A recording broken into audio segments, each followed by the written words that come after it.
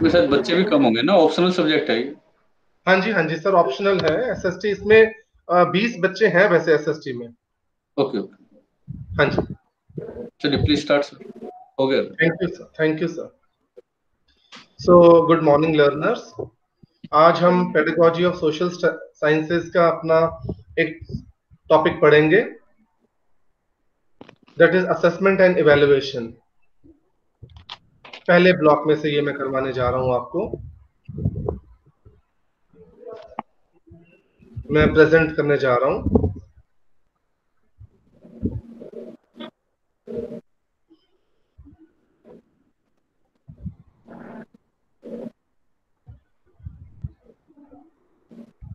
क्या स्क्रीन पे दिख रहा है? Yes sir. Thank you sir.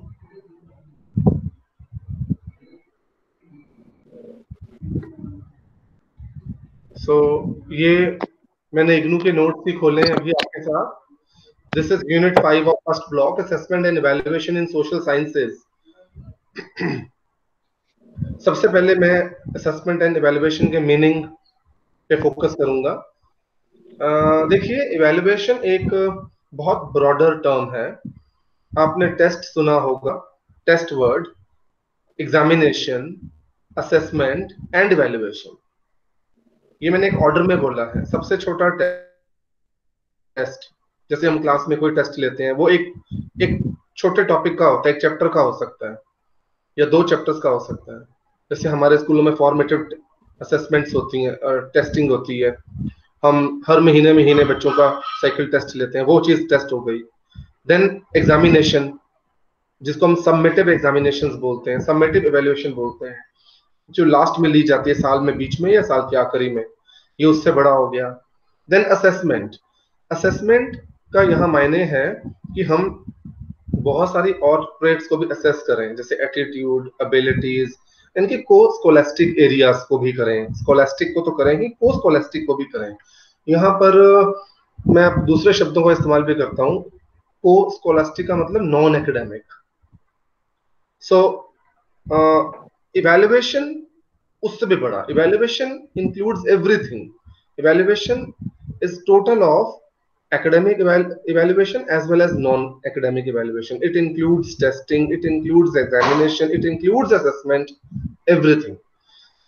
So the basic difference between assessment for learning and assessment of learning, ये देखिए, मैं यहाँ एक चीज हाईलाइट करने जा रहा हूँ यहाँ से। Therefore, the focus on assessment of learning, which is hitherto emphasized in evaluation of student performance, has now shifted to assessment for learning. ये चीज बड़ी इंपॉर्टेंट है आपके लिए समझना कि असेसमेंट ऑफ लर्निंग से असेसमेंट फॉर लर्निंग पे शिफ्टिंग हो गई है। डिफरेंस क्या है इन दोनों का, ध्यान से सुनिए। Assessment of learning, assessment for learning, एक शब्द का फर्क है, of, for. Assessment of learning मतलब कितनी लर्निंग हुई है स्टूडेंट्स की, उसको असेस करना। यानी कि टीचिंग लर्निंग प्रोसेस जब हो जाए पूरा, उसके बाद ये किया जाता है असेसमेंट ऑफ लर्निंग। यानी कि सबमिटिव कहें तो गलत नहीं होगा, ठीक है। जैसे पूरा साल टीचर ने पढ़ाया और साल के आखिरी में टीचर ने हमारा इम्तिहान लिया, पेपर लिए final, that is assessment of learning. कितनी लर्निंग हुई ये चेक किया जाए। पर अब शिफ्ट हो गई है, ये भी पैराडाइम शिफ्ट है। किस पे चला गया? Assessment for learning. आजकल असेसमेंट फॉर लर्निंग पे ज्यादा फोकस किया जाता है। अब ये क्या चीज है? अब इसका मीनिंग क्या समझेंगे? लर्निंग के लिए असेसमेंट, यानी कि ये प्रोसेस पूरा होने के बाद नहीं किया जा सकता, ये प्रोसेस के दौरान किया जाता है या प्रोसेस से पहले किया जाता है। तो ये फॉर्मेटिव असेसमेंट पे फोकस आ गया सारा, कि लर्निंग के दौरान आप असेस करें या लर्निंग से पहले असेस करें कि लर्निंग के लिए जो प्री रिक्विजिट नॉलेज होना चाहिए वो सब है या नहीं। तो ये जो हमारा टॉपिक है वो इसी से जुड़ा हुआ है सारा। ये पहला इसका मेन डिफरेंस था। अब इसके बाद हमारा टॉपिक आता है assessment and evaluation in social sciences. Purpose क्या है इसका? This is very simple topic. मैंने एक चीज हाईलाइट की है येलो कलर से। The purpose of assessment is not only to carry out assessment of learning but also to focus on assessment for learning. ये मैंने आपको भी समझा दिया कि अब पर्पस शिफ्ट होके फॉर लर्निंग पे ज्यादा आ गया। तो ये 4 भागों में बटा है। पहला है असेसमेंट फॉर इंस्ट्रक्शनल पर्पस। देखिए, इंस्ट्रक्शनल पर्पस मतलब आप टीचिंग पर्पस भी बोले तो गलत नहीं होगा कि टीचिंग क्यों करवाई जाती है। हमने बोला था इफेक्टिव लर्निंग के लिए करवाई जाती है, उसका एंड रिजल्ट इफेक्टिव लर्निंग है।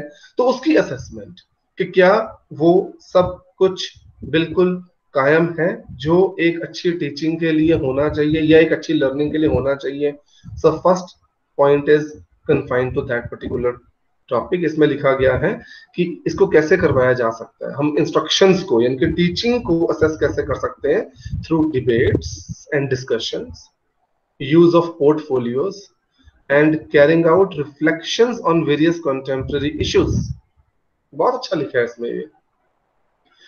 डिबेट्स एंड डिस्कशंस, जब आप क्लास में डिबेट यानी उसको हिंदी में कहते हैं जैसे फॉर और अगेंस्ट हम डिबेट करते हैं। सॉरी, मुझे हिंदी वर्ड नहीं सूझ रहा अभी। सो डिस्कशन, चर्चा। तो डिबेट एंड डिस्कशंस जब हम क्लास में करते हैं बच्चों के साथ, तो उसके थ्रू हमें पता चल जाता है कि इनमें वो प्रीरिक्विजिट नॉलेज है या टीचिंग जो हमने की वो कितना इनको समझ आया, क्योंकि वो ओरिजिनल आइडियाज निकल कर सामने आते हैं। बजाय कि हम बोले what is evaporation, what is sublimation, सुनाइए आंसर साइंस के, वो रटा मारा होगा बच्चे ने सुना देगा। जब आप डिस्कशन करते हैं बच्चे के साथ तो उसके ओरिजिनल आइडियाज को प्रोवोक करते हैं, अपने ओरिजिनल आइडियाज को शेयर करता है, उससे आपको इन डेप्थ नॉलेज पता चलती है कि उसको नॉलेज, उसको लर्निंग हुई भी है असल में कि नहीं।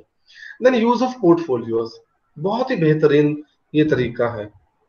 पोर्टफोलियोज आप लोगों ने शायद सुने होंगे जरूर, ये केंद्रीय विद्यालय में तो टीचर्स करते भी हैं यूज। पोर्टफोलियो एक डिटेल होता है बच्चे का पूरा A to Z। ये स्टूडेंट वाइज बनता है, टीचर बनाता है या कोई स्पेशल बंदा भी अपॉइंट किया जा सकता है इसके लिए। पोर्टफोलियो स्कूल में किस तरह बनते हैं कि एक बच्चे की पूरी डिटेल, वो किस एक्टिविटी में अच्छा है, उसने कौन कौन सी एक्टिविटीज में पार्टिसिपेट किया, पढ़ाई लिखाई में कैसे है, क्लास में उसका बिहेवियर कैसा है, सब कुछ डिटेल में लिखा जाता है, स्टोरी उसकी पूरी।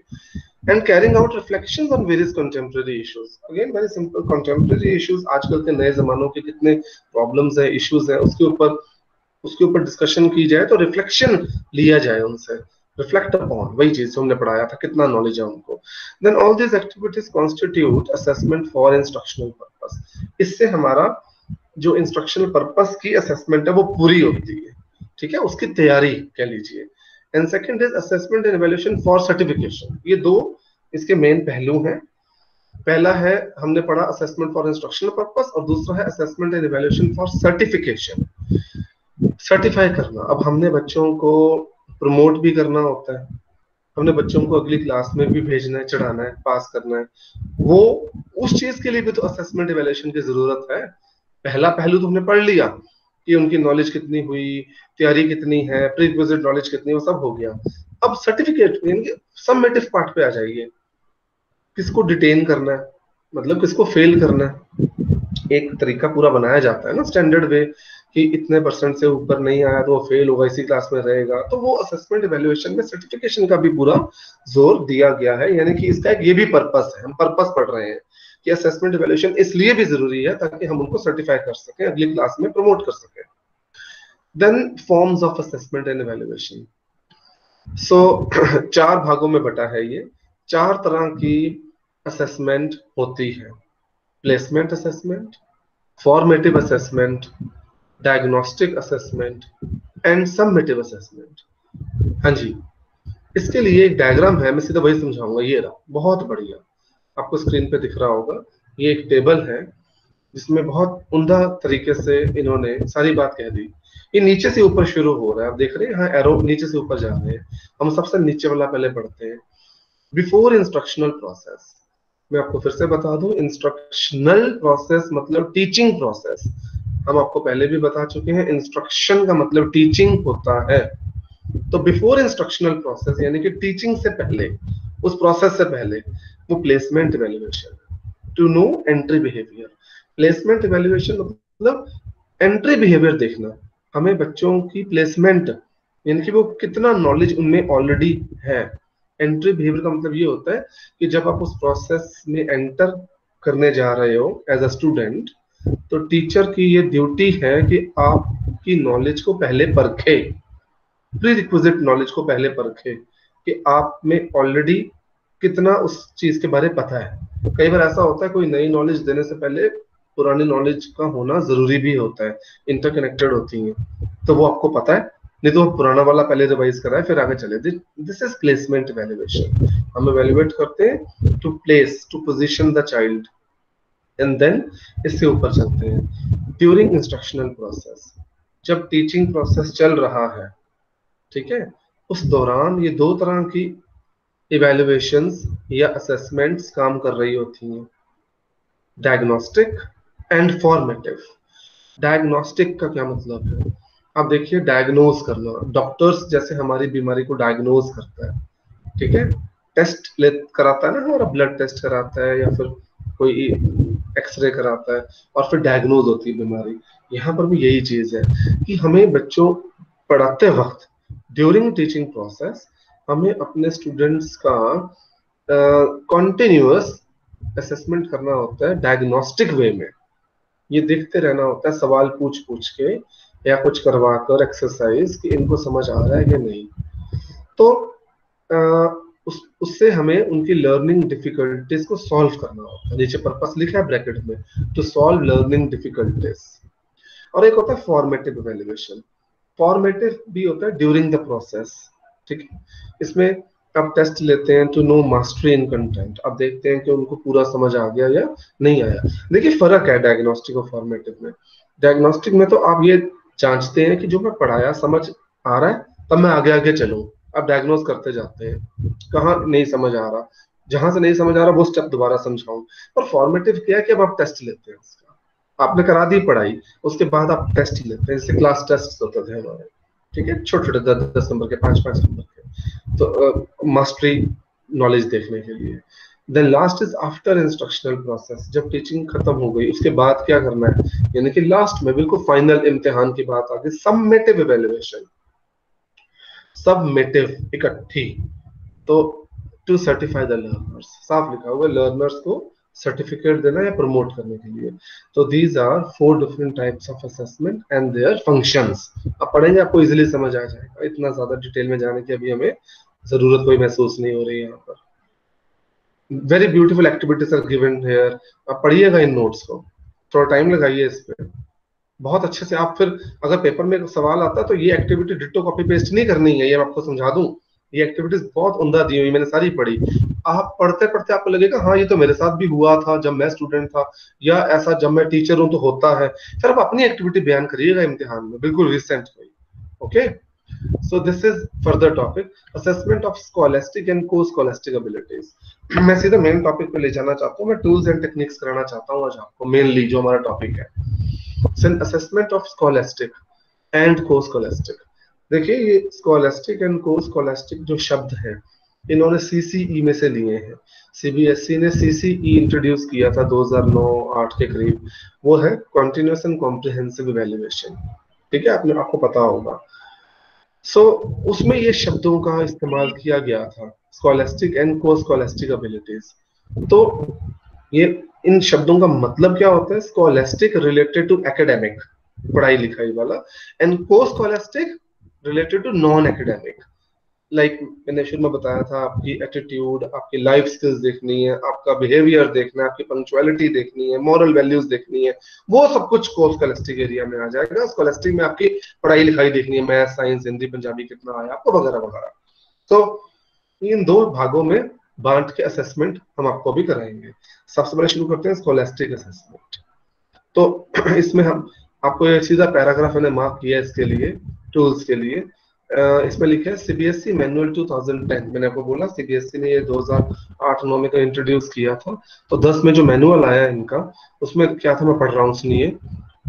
Tools used for formative assessment are questions, observation schedule, interview schedule, checklist, rating scale, anecdotal records, document analysis, tests and inventories, portfolio analysis। तो ये क्या है, ये सारे टूल्स हैं जो आज हमने डिस्कस करने हैं डिटेल में कि स्कॉलेस्टिक असेसमेंट इसके थ्रू की जा सकती है। ठीक है, यानी कि स्कॉलेस्टिक असेसमेंट यानी कि परफॉर्मेंस बच्चों की सब्जेक्ट एरियाज में, वेरियस सब्जेक्ट एरियाज में, इन सब टूल्स के थ्रू हम कैसे उनके असेसमेंट कर सकते हैं। Formative during the course of action. Similarly techniques for formative assessment are examination, assignments, quiz, competitions, projects, debates, elocution, group discussions, club activities, experiments, research tools for summative assessment, uh, are end of term written test comprising long answer, short answer and objective type questions. Okay. अब ये तो बहुत बड़ा para है, इसमें तो इन्होंने शायद 25 इकट्ठे ही लिख दिए। हम आपको एक एक करके समझाएंगे, अभी हम सिर्फ ओवरव्यू दे रहे हैं। ये एक टूल्स आ गए सारे स्कॉलेस्टिक एरिया को चेक करने के, फॉर्मेटिव असेसमेंट के। हम असाइनमेंट्स देते हैं बच्चों को, पेपर लेते हैं, क्विज कंपटीशन, प्रोजेक्ट, डिबेट, ये सब चीजें। देन हम जो क्वेश्चंस की फॉर्म्स होती है वो भी अपने पता ही है, एस्से टाइप होता है, शॉर्ट टाइप या ऑब्जेक्टिव टाइप। आजकल ऑब्जेक्टिव ज्यादा चल रही है। ठीक है, एक तो ऑनलाइन का जमाना है, इस वजह से भी ऑब्जेक्टिव चल रही है और वैसे भी। Then different scholastic areas include subject like mathematics, language, sciences, social science, work experience, health and physical education, art and craft, music, painting, etc. ये सारे अब सब्जेक्ट्स मेंशन हो गए। ये सीबीएसई के मैनुअल में गिवन थे कि ये स्कॉलेस्टिक एरियाज में हम इन सब्जेक्ट्स को सारा असेस करेंगे थ्रू दीज टूल्स। ये सारा इसमें कहा गया है। ओके, सो अब हम आगे चलते हैं, शुरू करते हैं क्या करते हैं। अब चलिए कोर्स स्कॉलेस्टिक का भी एक ओवरव्यू ले लेते हैं, शुरू में दिया हुआ है। कोर्स स्कॉलेस्टिक असेसमेंट हमने आपको बताया नॉन एकेडमिक इन नेचर होता है। इसमें डिजायरेबल बिहेवियर देखा जाता है बच्चों में कौन कौन सा related to these things. This are very important. मेरे साथ मैं इसको बहुत फोकस करता हूँ। Life skills, attitudes, interest, values, co curricular activities and physical health. आप सोचिए कि ये कितना बढ़िया मैनुअल बनाया था सीबीएसई ने। उसमें कोर्स स्कॉलेस्टिक में इन चीजों पे फोकस किया गया था कि एक टीचर को ये चीजें भी ऑब्जर्व करनी है, नोट करना है, देखना है कि बच्चों की लाइफ स्किल्स किस तरह से कितनी इन डेवलप हो रही है, इनकलकेट हो रही है, attitude, interest, values, co curricular activities में कितना वो पार्टिसिपेट कर रहे हैं, ताकि फिजिकल हेल्थ। अब लाइफ स्किल में कौन कौन सी स्किल उन्होंने बताई थी? सेल्फ अवेयरनेस, बहुत ही बढ़िया स्किल, बहुत ही बढ़िया। इसके बारे में चर्चा करेंगे आगे जाके।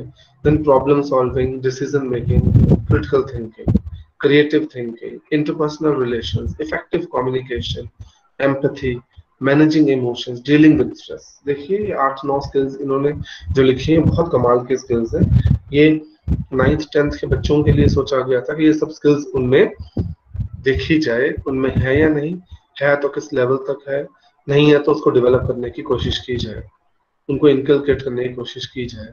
ये चीज, ये सारी स्किल्स बड़ी इंपॉर्टेंट है। आप किसी भी स्किल के बारे में सोच कर देख लीजिए।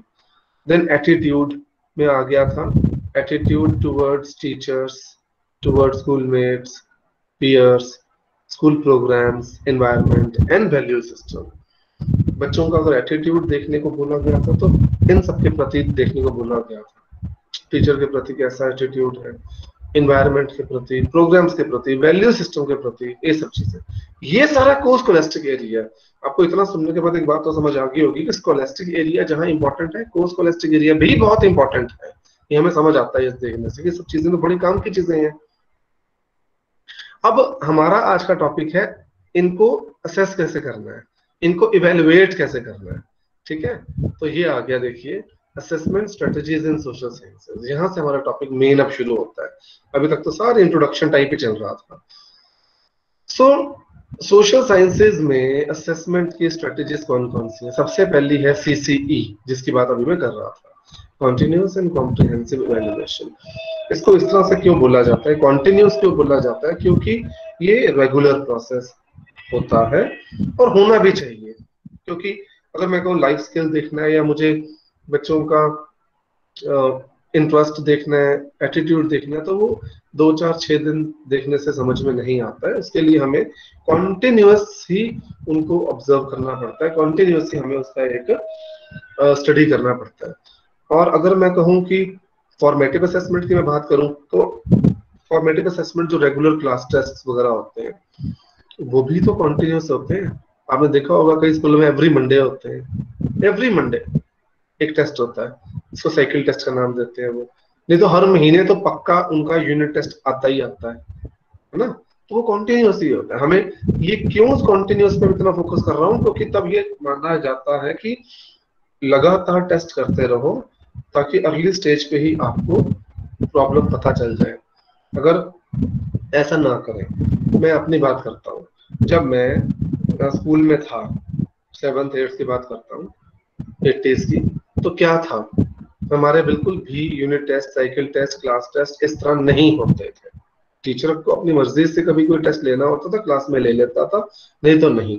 रिपोर्ट कार्ड में सिर्फ 2 कॉलम होते थे, 3 कॉलम होते थे। एक सितंबर में पेपर होते थे, एक दिसंबर में फर्स्ट टर्म, सेकंड टर्म और फाइनल टर्म मार्च में। मुझे अपना अच्छे से याद है, बस 3 बार पेपर होते थे। फिर आगे जाके 2 बार होने लग पड़े कि mid term and final term, और बीच में कोई टेस्ट नहीं।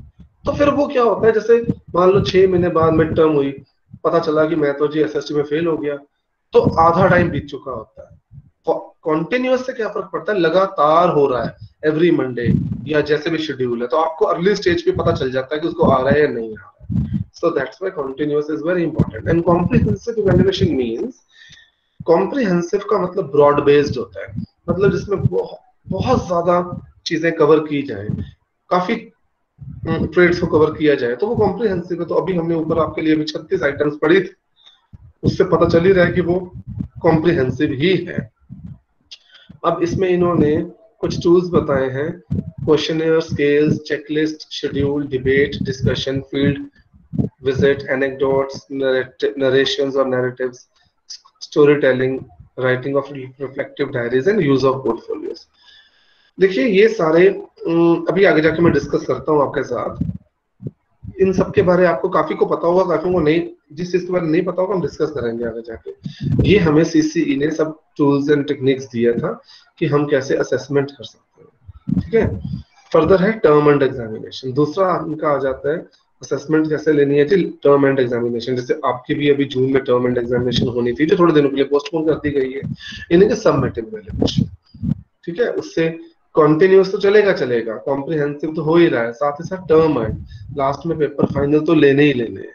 देन सेल्फ असेसमेंट, हाँ जी, सेल्फ असेसमेंट जैसे कि नाम से पता चलता है आपको कि अपनी असेसमेंट खुद करना, ये बहुत ज्यादा पिछले कई सालों से पॉपुलर है, और मुझे लगता है जरूरी भी है बहुत। इसमें क्या होता है कि ये एक बहुत इफेक्टिव टेक्निक है लर्नर्स के लिए, जो उनकी बहुत हेल्प करती है उनको उनकी वीकनेसेस और स्ट्रेंथ्स बताने में। देखिए क्या है, मैं हाईलाइटेड पोर्शन पढ़ने जा रहा हूँ। Self assessment technique supports the concept of assessment for learning. सबसे पहले असेसमेंट फॉर लर्निंग का जो कॉन्सेप्ट है उसे पूरा करती है, लर्निंग के लिए, है ना, असेस करना। तो सबसे पहले लर्नर खुद अपने आप को ही करें। It helps learners to get an idea about their strong and weak points and the area where there is the need for improvement. Very nice. मैं बड़ा ही सिंपल एग्जांपल लेता हूँ, सेल्फ असेसमेंट कैसे करनी चाहिए, बड़े तरीके हैं इसके, बहुत सारी गेम्स हैं हमारे पास, बहुत से, पर सबसे सिंपल अगर मैं कहूँ, ये एक डिस्कशन है जी, ठीक है।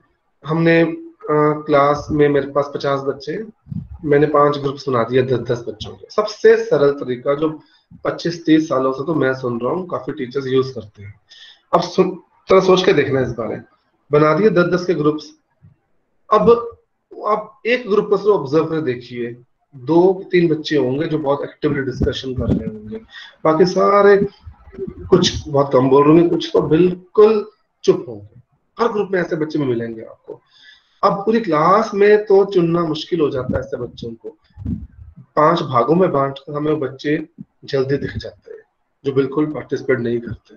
अब देखिए, ये तो टीचर असेस कर रहा है ना। अब सेल्फ असेसमेंट कैसे, मान लो मैं एक स्टूडेंट उस ग्रुप में बैठा हूँ और मेरे साथ मेरी उम्र के मेरे क्लासमेट्स बैठे हैं 5-7, हम डिस्कशन कर रहे हैं, मुझे पता चलेगा कि मेरी उम्र के बच्चे कितना अच्छा बोल रहे हैं, कितना अच्छा पढ़कर आए हैं। ये ऑटोमेटिक फिनोमिना है, ना चाहते हुए भी सेल्फ असेसमेंट होगी, अपने आप होगी। हर बच्चा अपना कुछ बताएगा, फिर देखेगा कि मैं तो इतना अच्छा बोल ही नहीं पाता। सपोज मैं कई एंगलों से सोच रहा हूँ, वो सोचेगा कि मैं इतना अच्छा नहीं बोल पाता जितना मेरा ये दोस्त बोल पा रहा है, इतना कॉन्फिडेंस है इसमें। तो कहीं ना कहीं मुझे अपनी असेसमेंट होगी कि I am not good in speaking, मैं अच्छा ओरेटर नहीं हूँ। फिर किस तरह से कोई अपना कंटेंट जॉट डाउन करके लाया है, कितना ऑर्गेनाइज्ड वे में कोई अपनी बात को रख रहा है, दैट इज सेल्फ एक्सप्रेशन। ठीक है, मुझे पता चलेगा कि जब मैं बोलने, मैंने सोचा तो बहुत अच्छा था, मैं ये सब बोलूंगा, और जब मैं उठा क्लास में बोलने के लिए तो काफी कुछ मेरे दिमाग में मिक्स हो गया, और मैं बोलते बोलते खुद ही घबरा गया, मिक्स हो गया। इसका मतलब मैं सेल्फ एक्सप्रेशन वाली स्किल में थोड़ा पुअर हूँ। मुझे पता चलेगा कि मेरी सेल्फ एक्सप्रेशन स्किल अच्छी नहीं है। और या पॉजिटिव सोच के देखते हैं, मैं बहुत घबरा रहा था कि मैं तो अच्छा डिस्कशन कर ही नहीं पाऊंगा, और जब मैंने किया तो टीचर ने क्लैप करवाया, टीचर ने कहा बहुत अच्छा बोले आप तो बहुत ही अच्छा स्पीकर हो, हाँ आपकी तो आवाज बड़ी लाउड है। तो फिर मुझे पता चला आज की मेरे में तो बड़ी अच्छी क्वालिटी है ये, कि मैं तो बहुत अच्छा से बोल सकता हूँ क्लास में खड़े होकर। मतलब किसी भी तरह से सोचिए, सेल्फ अवेयरनेस अपने आप होती है जब आप किसी भी ये डिस्कशन तो मैंने एक एक्टिविटी ली है। सेल्फ असेसमेंट बच्चों को एनकरेज भी करती है, ठीक है, और उनको उनकी जो वीकनेसेस है उनको खत्म करने में, उसे कम करने में उनको इंसाइट भी देती है। ठीक है, इंसाइट देना ऑटोमेटिक उनके दिमाग में बात आती है कि हम, वो दूसरों से सीखते भी हैं साथ ही साथ कि हम भी ऐसा करें। So next is peer assessment. ये भी बहुत ही कमाल की चीज है पीयर असेसमेंट। पीयर होते हैं आपके सहपाठी, आपके साथ पढ़ने वाले, आपके दोस्त मित्र।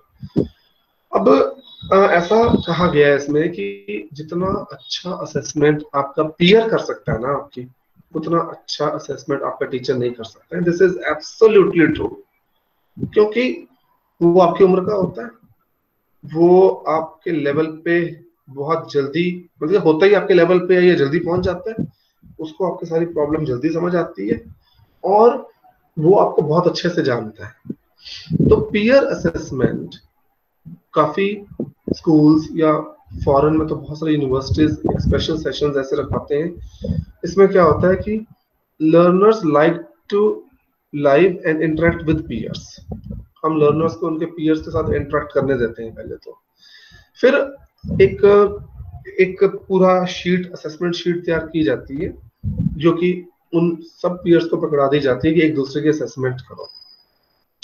देखिए मैं यहाँ से पढ़ता हूँ, क्लियर लिखा है, in peer assessment usually the answers to assignment questions given by the teacher are shared among the peer themselves.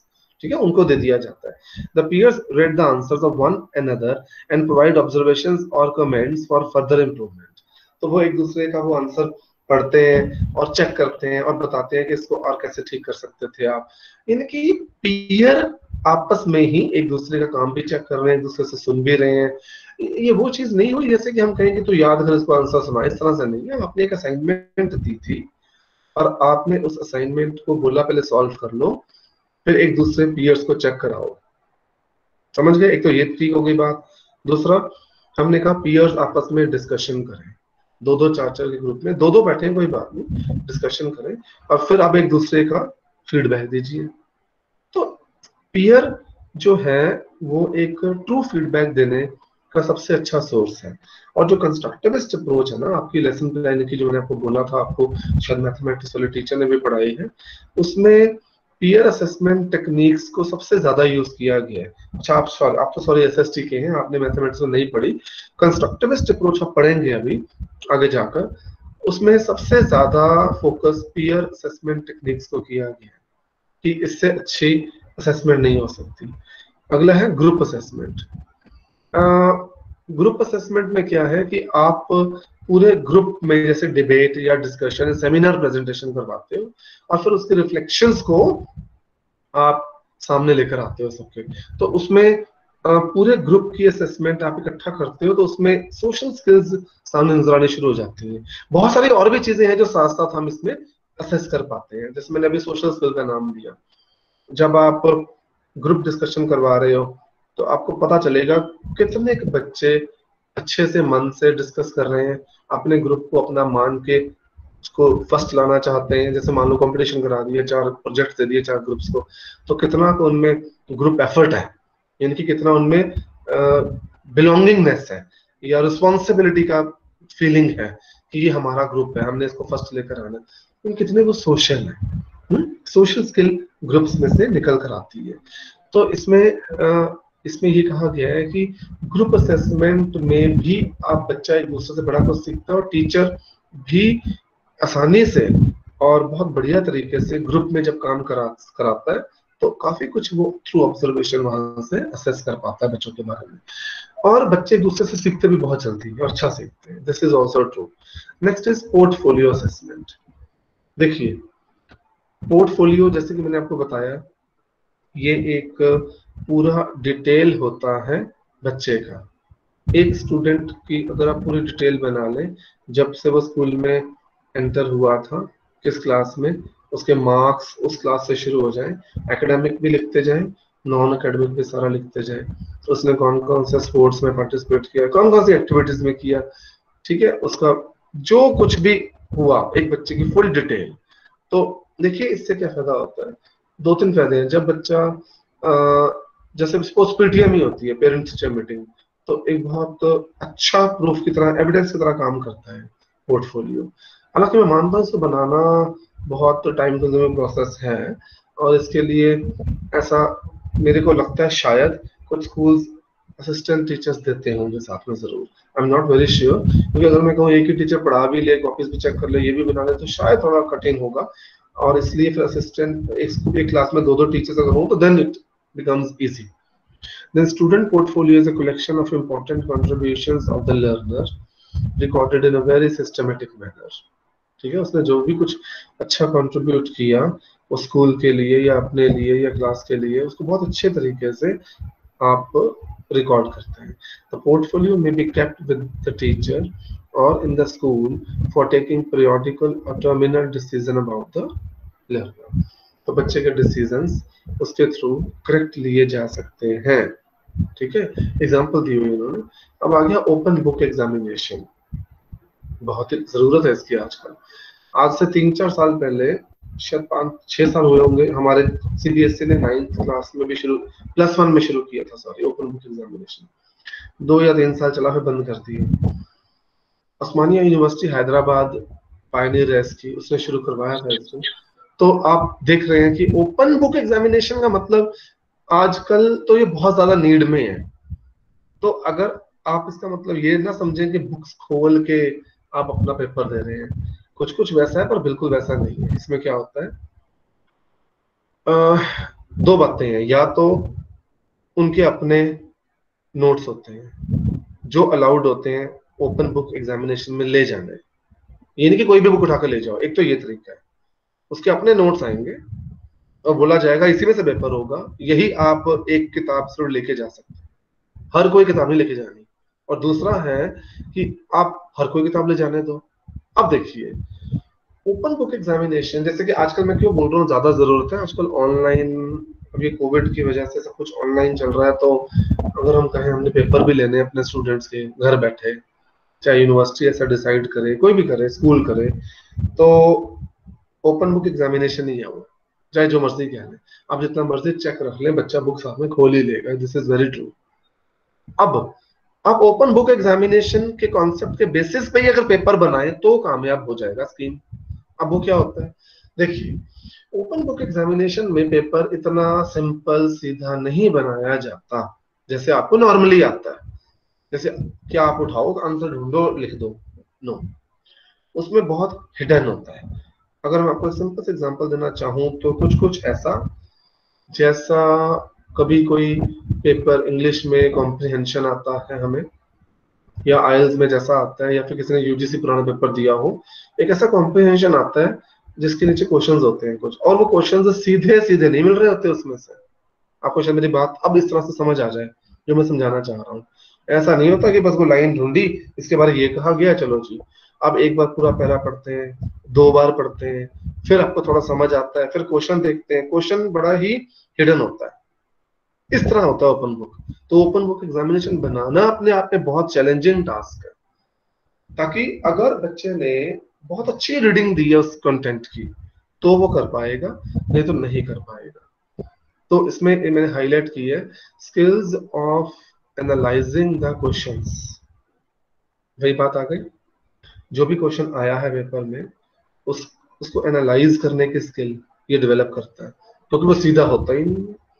वो तो बहुत ही घुमाकर बहुत उसकी इंटरप्रिटेशन बेस्ड क्वेश्चन बनाया होता है इन्होंने, इम्प्लीकेशन बेस्ड आई कैन से।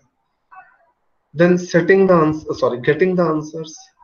अब आंसर्स को सोचना कि हाँ ये क्वेश्चन उसी चीज की बात कर रहा है जो मैंने फलाने पेज पे पढ़ी थी। सीधा नहीं है पर आपको समझना है। तो इसका मतलब जब आप ऐसे क्वेश्चन पेपर को अटेम्प्ट करेंगे, आप उस बुक को, जो भी आप ओपन बुक खोल के बैठे हैं, बहुत अच्छे से पढ़ लेंगे और नॉलेज हो ही जाएगी फिर आपको। ये इसका मैंडेट था, ये इसका पर्पस था कि वो कंटेंट उनको अच्छे से समझ आ ही जाएगा जब हमारे पेपर ये कर पाएंगे तब। तो ये चीटिंग वाला केस नहीं होता है, ये वो नहीं है कि आपने देख देख के कर लिया, ऐसा तो कुछ भी नहीं हो पाएगा फिर उसमें। Then organising and presenting them in answer books, yes, उसे ऑर्गेनाइज करना और प्रेजेंट करना अपनी लैंग्वेज में। आप कॉपी पेस्ट भी नहीं करते हैं, उसमें अलाउड नहीं होता है, अपनी भाषा में आप सब प्रेजेंट करते हैं। तो ये अगर हम बोले कि एट द एंड ये ज्यादा इतना आसान नहीं है, ये नॉर्मल वाले से ज्यादा ही ऊपर का लेवल होता है ओपन बुक एग्जामिनेशन से। तो ये भी एक तरीका है पर हमारा यहाँ पर असेसमेंट एंड इवैल्यूएशन का, क्योंकि हम अगर चाहते हैं कि हम असेस करें अपने बच्चों की नॉलेज को, ट्रू नॉलेज को, तो this is very correct way, this is one of the ways. So further है हमारे पास,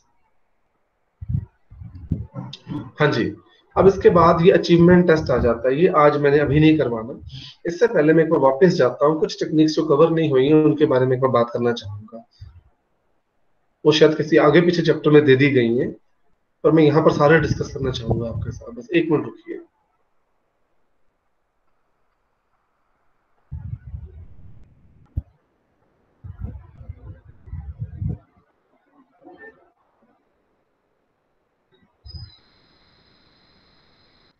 देखिए, मैं इस वाले पैराग्राफ की बात कर रहा हूँ।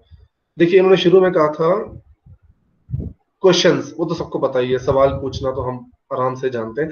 ऑब्जर्वेशन शेड्यूल, हाँ देखिए, ऑब्जर्वेशन के थ्रू भी हम बहुत अच्छे से, ये बहुत कारगर टेक्निक है कि टीचर सिर्फ ऑब्जर्व करता है बच्चों को, और थ्रू ऑब्जर्वेशन वो देखता है कि इसमें ये चीज डेवलप हुई है कि नहीं हुई है, कितनी हद तक हुई है। क्योंकि हर काफी चीजें ऐसी होती हैं जो नंबरों में नहीं मेजर की जा सकती। हर चीजों को आप अगर कहें कि मैं 10%, 100 में से 80 आ गए, ऐसा नहीं होता है। कई चीजें थोड़ी एब्स्ट्रैक्ट होती हैं, कई चीजों को बड़े अच्छे से मेजरेबल नहीं होती हैं, तो उनको थ्रू ऑब्जर्वेशन देखा जाता है। पर उसके लिए ऑब्जर्वेशन शेड्यूल बनता है। फिर वो क्या होता है, आप पहले से बिफोर हैंड एक पूरा शेड्यूल बना के जाते हैं कि मुझे ये चीजें ऑब्जर्व करनी है। अगर सपोज एक आपने एक्टिविटी कराई बच्चों की, अब एक्टिविटी चल रही है, सपोज आपने रोल प्ले करवाया, सपोज हम ऐसे ही एक रेंडमली रोल प्ले उठा लेते हैं। अब रोल प्ले बच्चा करके दिखा रहे हैं आपको, और आप उनकी बहुत सारी चीजों को वहां पर देखना चाहते हैं, तो घर से लिख के लेके जाएंगे कि मैं डायलॉग्स पे फोकस करूंगा, मैं उनकी प्रोनाउंसिएशन पे फोकस करूंगा, मैं उनके कॉन्फिडेंस को ऑब्जर्व करूंगा, कंटेंट क्लैरिटी को ऑब्जर्व करूंगा, और एक्टिंग, नो डाउट वहां तो एक्सप्रेशंस की बहुत वैल्यू है, एक्सप्रेशंस को एंड वगैरह वगैरह। तो पहले से आप एक शेड्यूल बनाते हैं, ठीक है, और आप बिफोर हैंड रखते हैं अपने पास, और फिर उनको साथ साथ आप कुछ अपने हिसाब से मार्क्स दिए जाते हैं, या कोई टिक और क्रॉस का ऐसा रख लेते हैं। इसी तरह इंटरव्यू शेड्यूल, जब आपने इंटरव्यू लेने जाना है तो ऐसे रैंडमली नहीं इंटरव्यू लिया जाएगा, है ना। बच्चे से अगर आपने इंटरव्यू लेना है, उसका भी एक सेट फॉर्मेट है, एक तरीके से। पहले रैपो बिल्डिंग के लिए वैसे क्वेश्चंस होंगे and so on. Then checklist क्या होती है, चेकलिस्ट ये आपने बड़ी बार सुनी होगी कि हम जब फॉर्म भरते हैं लास्ट में लिखा होता है कि ये चीजें सारी आपने लगा दी हैं, और वो डब्बे बने होते हैं, हमने क्रॉस टिक लगाना होता है। चेकलिस्ट वो चीज है सिंपल कि ये चीजें कवर होगी, ये रह गई। एंड रेटिंग स्केल बड़ा पुराना तरीका और अच्छा तरीका है, जिसमें हम 5 पॉइंट स्केल या 7 पॉइंट स्केल करते हैं। आजकल ज्यादातर हमारी स्टडीज इसके बेसिस पे हो रही है। क्या होता है, आपको मेरा पढ़ाया कितना समझ आया, 1 से लेके 5 अंकों तक इसे टिक करें, 1 2 3 4 5 लिखा होगा, नीचे डब्बे बने होंगे। आजकल सारे हमारी गाड़ी वाले भी ऐसे, अखबार वाले भी ऐसे हमसे फीडबैक लेते हैं। तो बस आपने जैसे में आपको लगा कि हाँ ठीक ठीक समझ आया, 3 पे टिक कर दिया, बहुत ज्यादा समझ आया 5 पे टिक कर दिया, so on. That is reading scale. Then उसके बाद उसको आराम से उसका इवेल्युएशन हो जाता है। Then anecdotal records. Anecdotal records भी बड़ी मजेदार चीज है, बहुत मजेदार, इंटरेस्टिंग बहुत होता है। एनेक्डोट होता है शॉर्ट स्टोरी। तो जब आप एनेक्डोटल रिकॉर्ड्स की बात करते हो ना, तो आप छोटे छोटे हादसे, कोई छोटी छोटी घटनाएं आप दर्ज करते हो उसमें, ऐसा रिकॉर्ड बना के चलते हो, तो स्टोरीज के फॉर्म में, ठीक है। और वो बहुत आगे भी काम आती है रेफरेंस के रूप में आप भी के लिए। देन अगला है डॉक्यूमेंट एनालिसिस। ये सिंपल टेक्निक है, बहुत से डॉक्यूमेंट्स के बेसिस पे, उनके टेस्ट के बेसिस पे एनालिसिस करते हो, सिंपल है तो। एंड टेस्ट एंड इन्वेंटरीज, आप टेस्ट बनाते हो कई तरह के। इन्वेंटरीज क्या होते हैं, जैसे आपने साइकोलॉजिकल टेस्ट में सुना होगा, वो काफी ज्यादा उसमें ग्रुप होता है, 3 4 5 चीजों को मिला के एक इन्वेंटरी बना दी जाती है कि ये इकट्ठा हो गया इसका, ये ग्रॉसली इसको ऑब्जर्व कर पाएगा, सॉरी मेजर कर पाएगा। एंड देन पोर्टफोलियो एनालिसिस मैं आपको बता चुका हूँ। देन फॉर्मेटिव की आगे बताई गई थी असाइनमेंट। यहाँ पर मैं एक चीज बड़ा फोकस करना चाहूंगा, असाइनमेंट का मतलब सिर्फ रिटन असाइनमेंट मत कभी सोचिएगा कि ऐसा लिखने को दे दिया बच्चे ने 5 7 10 पेज भर के आपको दे दिए, नो। असाइनमेंट प्रैक्टिकल भी होती है, असाइनमेंट थ्योरेटिकल भी होती है, ठीक है। थ्योरेटिकल जो हम अभी बात कर रहे थे, प्रैक्टिकल भी होती है असाइनमेंट, कि जैसे आप कोई डायग्राम ड्रॉ करने को अधूरा छोड़ के दे दिया, या फ्लो चार्ट के रूप में कुछ इंफॉर्मेशन डाल के बाकी अधूरी छोड़ दी, या मैथमेटिक्स के सम्स, हाँ, या कोई प्रैक्टिकल एक्टिविटी करने को दे दी, ठीक है। साइंस के टीचर बड़े आराम से दे सकते हैं, ऊपर बता दिया, नीचे बोला कि अब आप इसको करने के बाद एक्टिविटी को घर पे ये पूरा भरिएगा, कितना कितना कैसे कैसे आपने ऑब्जर्व किया। असाइनमेंट कुछ भी हो सकती है, पर यहाँ पर एक चीज मैं और कहना चाहूंगा कि असाइनमेंट जो भी हो, उसका एवेल्युएशन होना बहुत अच्छे से जरूरी है। और अगर अगर अगर अगर हम सिंपल थ्योरेटिकल असाइनमेंट भी दे रहे हैं बच्चों को, तो उसको भी हम कोशिश करें कि हर बच्चे की असाइनमेंट को हम अच्छे से पढ़ सकें, या क्लास में उसकी डिस्कशन कर सकें, ठीक है। जिस बच्चे की बहुत अच्छी असाइनमेंट है वो सबको बताई जाए। देन क्विजेज अच्छा तरीका है, क्विज के फॉर्म में आप अपना एक गेम सी बन जाती है, बच्चे बहुत एंजॉय करते हैं इसमें, गेमिंग वे में पढ़ भी जाते हैं। एंड देन प्रोजेक्ट्स की एक बड़ी मैं क्या बोलूँ अब इसे यहाँ पे, कि एक अच्छा लगता है मेरे को। बहुत सारे स्कूल क्या करते हैं, छुट्टियां आई, गर्मियों के प्रोजेक्ट्स दे दिए बच्चों को। अब बच्चे क्या करते हैं, या तो मार्केट से बनवाते हैं, या पेरेंट्स बनाते हैं, बड़े बहन भाई बनाते हैं, कुछ बच्चे खुद भी बनाते हैं। तो मेरा ये मानना है, टोटली मेरी थिंकिंग है, प्रोजेक्ट तो स्कूल में कराए जाने चाहिए, घर में देने का कोई मतलब नहीं है इसका। प्रोजेक्ट स्कूल में आप एक एक्टिविटी पीरियड रखें, हफ्ते में 1 दिन हो जाए वो, चाहे फिर वो महीने में जाके पूरा हो, 4 दिन 4 लेक्चर में बच्चे मिलके करें, उस लैब में ले जाएं, बच्चे से सामान मंगवा लें उनका, वहीं बैठ के बच्चा के सामने करें, तब तो वो फायदा है, अदरवाइज का कोई यूज नहीं है। अब बच्चे बना बना के बाजारों से 1000 रुपए के प्रोजेक्ट्स लेकर आते हैं, तो टीचर भी उसको सुंदरता के हिसाब से मेजर करता है, हाँ ये बहुत सुंदर बना है, साफ बना है, इस तरह से नहीं। ये चीज प्लीज, ये मैक्सिमम स्कूल्स कर रहे हैं, तो मैंने साफ यहाँ पर कह दिया है, ऐसा लोग कर रहे हैं, आप भी जानते होंगे, पर प्लीज ऐसा मत करें अगर आप टीचर्स हैं, बिल्कुल भी मत करें। देन डिबेट हमने बताया, हम एक टॉपिक देते हैं और उसको फॉर या अगेंस्ट बोलना होता है, 2 पार्टिसिपेंट्स आते हैं। तो अब ये पढ़ाई में कैसे यूज हो सकता है, आप किसी टॉपिक को डिबेटेबल टॉपिक के रूप में बना दें। हम ऐसा सोशल साइंसेज में ज्योग्राफी का ले सकते हैं, इकोनॉमिक्स के तो सारे डिबेटेबल हैं हमारे, पॉलिटिकल साइंस के तो सारे डिबेटेबल हैं। एक अब हिस्ट्री चलो थोड़ा बहुत हम कह दें, या कुछ सब्जेक्ट्स हमारे हैं, पर मैक्सिमम डिबेटेबल बनाया जा सकता है। उससे क्या होता है, जब आप ऐसा कोई टॉपिक क्रिएट करते हो ना डिबेट के रूप में, और बच्चा उसके फॉर बोलता है, अगेंस्ट बोलता है, उनकी थिंकिंग प्रोसेस, उनका माइंड जो है वो बहुत ज्यादा ब्रेनस्टॉर्मिंग की तरह काम करता है, वहां पर बहुत अच्छे से वो प्रेजेंट करते हैं, और उनको इन डेप्थ नॉलेज हो जाती है, और सुनने वालों को भी बहुत इन डेप्थ नॉलेज हो जाती है। पूरी क्लास जो सुन रही होती है, उनको भी उस टॉपिक का पूरा A to Z पता चल जाता है डिबेट्स में जाकर, कि अच्छा भी कैसे और बुरा भी कैसे है। इसी तरह एलोक्यूशन, ये थोड़ा सा डिफरेंट होता है, इसमें बस एक बच्चा एक टॉपिक के बारे में बोलता है, अपने थॉट्स प्रेजेंट करता है। देन ग्रुप डिस्कशन तो बड़ी कारगर टेक्निक है। क्लब एक्टिविटीज, हाँ बहुत से स्कूलों ने क्लब्स बनाए हुए हैं और उन क्लब्स में वो एक्टिविटीज परफॉर्म करते हैं। आई थिंक एवरी सैटरडे होता है, सैटरडे सिर्फ क्लब डे होता है या फिर 12 बजे के बाद होता है एवरी सैटरडे। तो वो अपने अपने क्लब्स में चले जाते हैं, वहां पर उनको एक्टिविटीज करवाई जाती है। एक्सपेरिमेंट्स साइंस में बहुत ज्यादा होते हैं, एसएसटी में थोड़े कम रहेंगे पर होंगे जरूर। Research fine. Research tools for summative assessment are end of the, और इसमें कहा गया क्वेश्चंस की बात की गई है। ये सिंपल है कि long answer, short answer, objective, हर तरह के क्वेश्चन होने चाहिए। दिस इज ट्रू, हम बचपन से करते आ रहे हैं ऐसा, आज भी ऐसा हो ही रहा है। हमारे बच्चों के पेपर में ऑब्जेक्टिव भी आते हैं, शॉर्ट भी आते हैं, लॉन्ग भी आते हैं, क्योंकि हर तरह के क्वेश्चंस की अपनी वैल्यू है। ऑब्जेक्टिव का ऑब्जेक्टिव का अपना फायदा है कि भाई जी अगर अच्छे से पता है तो ही आंसर पता होगा, और नुकसान भी है कि चीटिंग आराम से हो जाती है, तुक्का लग जाता है। और ऐसे का अपना फायदा है कि जी जब बच्चा लिखता है उसका सेल्फ एक्सप्रेशन, उसका लिखने का ढंग, उसका पूरा माइंड उस पर दिखता है हमें। पर नुकसान भी है, फटीग हो जाती है, थकावट बहुत। तो हर तरह के हो तो बैलेंस सा रहता है। और बाकी इसमें बताया गया है, बस इतना था इसमें।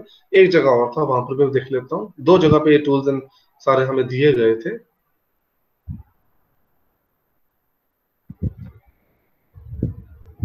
1 मिनट, सीधा मैं टॉपिक के ऊपर ही आ जाता हूँ, शायद वहीं दिख जाएगा।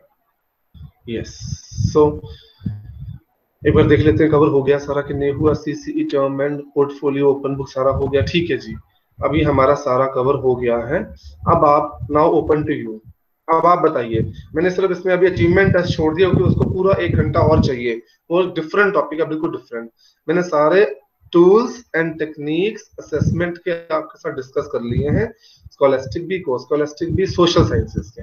Now open to you, please ask if you have any doubt or if you want to discuss anything. You are most welcome.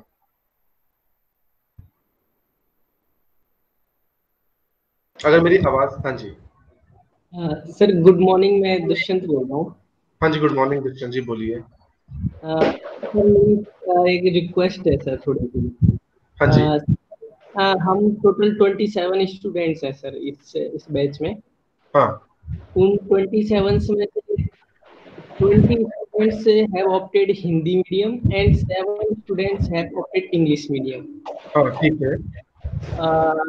तो सर जैसे आप ये जो पीपीटी बनाया, अभी सपोज करो आपने का पीपीटी बनाया, हाँ तो इसमें जो टेक्निकल वर्ड्स हैं सर, जैसे जैसे स्ट्रेटेजीज में आपने पढ़ाया continuous and comprehensive evaluation.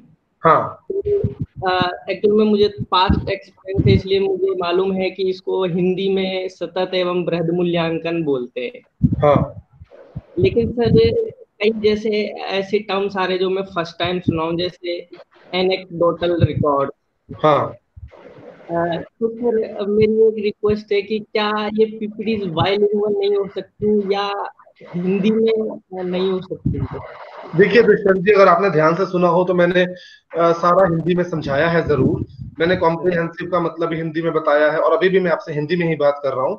Terms जैसे एनेक्डोटल रिकॉर्ड्स है, उसको भी मैंने हिंदी में ही बताया कि शॉर्ट स्टोरीज होती हैं। हादसे, मैंने बोला कि घटनाएं, मैंने अलग अलग शब्दों का इस्तेमाल किया है जिससे कि इस लेवल पे आपको बात समझ आ गई होगी जरूर, मुझे पता है सबको। हाँ बिल्कुल, शुद्ध हिंदी क्या है, अगर आपको समझ आ गई तो नोट्स में जैसे ही पढ़ेंगे आपको सारा रिकॉल हो जाएगा। हाँ नहीं सर, वही था। ऐसे आप हिंदी में बोल रहे हैं कोई दिक्कत, लेकिन हाँ जो टेक्निकल वर्ड्स हैं, पर्टिकुलर वर्ड्स के लिए वो पर्टिकुलर वर्ड ही यूज किया जाना चाहिए, तो ही अच्छे मार्क्स आएंगे हाँ, उसके वो लिए। वही तो मैं कह रहा हूँ। उसके लिए आप इन नोट्स को खोलिए हिंदी मीडियम में, यही ये सारे नोट्स हिंदी मीडियम में अवेलेबल पड़े हैं ई ज्ञान कोश पे। मैंने भी वहीं से डाउनलोड किया इंग्लिश मीडियम का, और वहां से जैसे ही आप आज इसको पढ़ेंगे आपको सारे वो वर्ड दिख जाएंगे वहां पर, टेक्निकल वर्ड्स। आप वही लिखिएगा पेपर में, आप अगर हिंदी मीडियम के हैं ना, then you should use that only. हाँ थैंक यू जी, सर। हाँ जी, हाँ जी, most welcome. Any other doubt, अगर आप इस आज के टॉपिक से कुछ और जानना चाहते हैं या कुछ डिस्कस करना चाहते हैं, प्लीज मोस्ट वेलकम।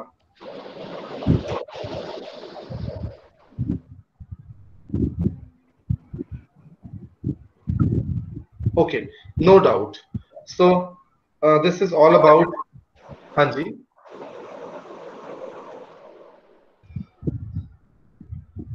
रोहित जी एक बार प्रेजेंटेशन बंद कर दें, एक फोटो ले लेता हूँ मैं सभी की। हाँ जी सर, मैंने बंद कर दिया। आप प्लीज सभी वीडियो ऑन कर लें एक बार अपना। आज एक स्नैप नहीं है sir.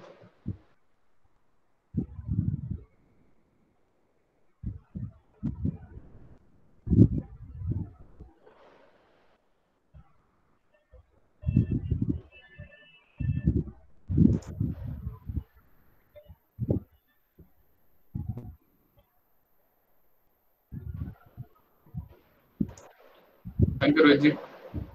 Okay sir, thank you जी, थैंक यू लर्नर्स।